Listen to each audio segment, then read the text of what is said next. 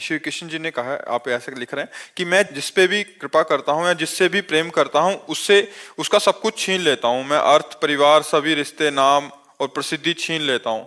फिर वो बिना शर्त मेरे पास आता है और मुझ में समा जाता है। महाराज जी, 1 साल से ऐसा ही महसूस हो रहा है कि सब कुछ बहुत तेजी से हो रहा है। परिवार और व्यवसाय सहित सभी लोग जिनका मैं समर्थन करता था वो बार बार मेरे विश्वास को धोखा दे रहे हैं। ऐसी स्थिति। देखो, ऐसा कोई ना समझे, गलत अर्थ मत लीजिए। अगर गलत अर्थ लेंगे तो कोई कोई भयभीत भी हो जाएंगे। ऐसा नहीं। मंगल भवन अमंगल हारी, भगवान की ताकत नहीं है कि वो अमंगल कर सके, क्योंकि वो मंगल भवन है। अरे वो मारेंगे तो देव दुर्लभ पद प्राप्त होता है। भगवान की ताकत नहीं किसी का मंगल कर सके। जैसे सूर्य की ताकत नहीं कि अंधेरा दिखा दे, क्योंकि जहां सूर्य रहेगा वहां अंधेरा नहीं हो सकता। ऐसे जहां भगवान का आश्रय हुआ वहां अमंगल नहीं हो सकता। तो जो भगवान ने कहा उसे समझना है।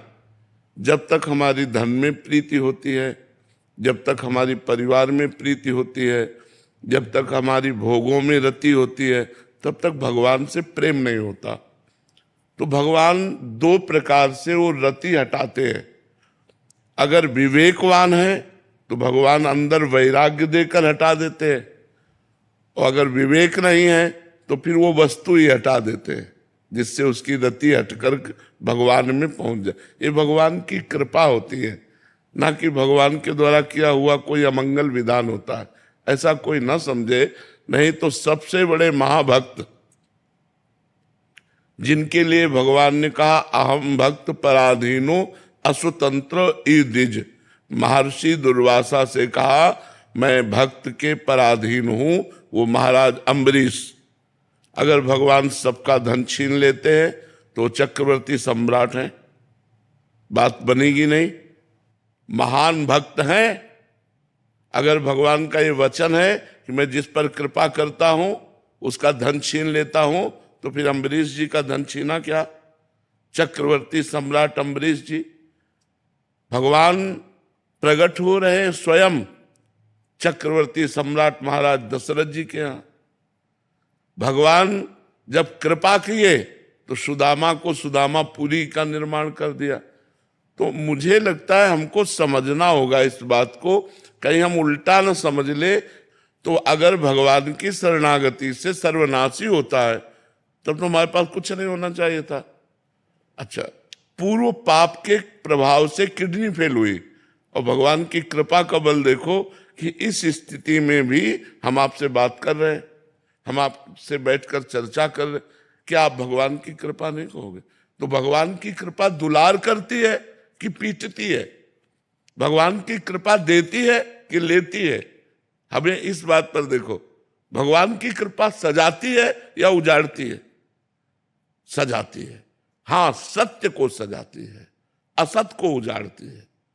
जो हमारे अंदर असत भावनाएं हैं उनका सर्वनाश कर देती है भगवान की कृपा। तो ये हम ना सोचे। 2 प्रकार से कृपा भगवान की तरफ ले जाती है। बहुत अच्छे से समझ लो। जो विवेकवान है उसके अंदर से राग नष्ट करके भगवान की कृपा ले जाती है, और जो विवेकवान नहीं है तो भगवान उसकी उस वस्तु का ही अपहरण कर लेते हैं, क्योंकि नाशवान है, अशाश्वत है। अपने को देना चाहते हैं, वो उधर हेर रहा है तो उसी को हटा दिया, अब हेरो मेरी तरफ। केवल मामेकम शरणम ब्रज, मेरी केवल शरण में आओ। तो इसमें भगवान की अपार कृपा है, ना कि कोई अमंगल। बहुत बड़ी कृपा भगवान की। अच्छा, व्यापार न चलना, परिवार के लोगों का हमसे प्यार न करना, ये व्यवहार है पूर्व प्रारब्ध का। पूर्व प्रारब्ध। लाखों भक्तों में से ऐसे कितने भक्त होंगे जब भक्ति नहीं करते थे तो उनको सुख सुविधाएं नहीं मिली, और जहां भक्ति शुरू की तो सुख सुविधाएं सब मिलना शुरू हो गई। भक्तों से आप पूछिए। तो अगर कहीं हमको ये भ्रम हो कि कृपा सब सुख सुविधा का नाश कर देती है, तो ऐसा हम मानने के लिए तैयार नहीं। क्योंकि एक से एक महान भक्त जो राजऋषि हुए हैं, जो बड़े बड़े चक्रवर्ती सम्राट हुए हैं वो भगवान के भक्त हुए हैं, तो भगवान उनके सम्राट पद में भी रीझ करके उनको दर्शन दिए।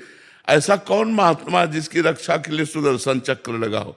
लेकिन अम्बरीश जी की सुरक्षा के लिए सुदर्शन चक्र लगा था। और अम्बरीश जी की रानियां थी, राजा थे, वो सारा वैभव था। तो भगवान दो प्रकार से अपनी तरफ घसीटते हैं, एक तो विवेक देकर राग का नाश, और दूसरा उस वस्तु को हटाकर अपनी प्राप्ति कराना। ये परम मंगल में भगवान का विधान है। तो खूब नाम जप करो और राजी रहो उसी में जिसमें उसकी रजा है। जिसमें तुम राजी हो उसमें मैं राजी हूं, बस देख लेना जीत जाओगे, मंगल हो जाएगा। जिसमें तुम राजी हो उसमें हम राजी हैं, ये बात सीख जाओ तो सब मंगल हो जाएगा। आज हमको थोड़ा सा कष्टप्रद जीवन लग रहा है, लेकिन कर हमारा जीवन बड़ा मंगलमय होगा, ऐसा विचार हर भक्त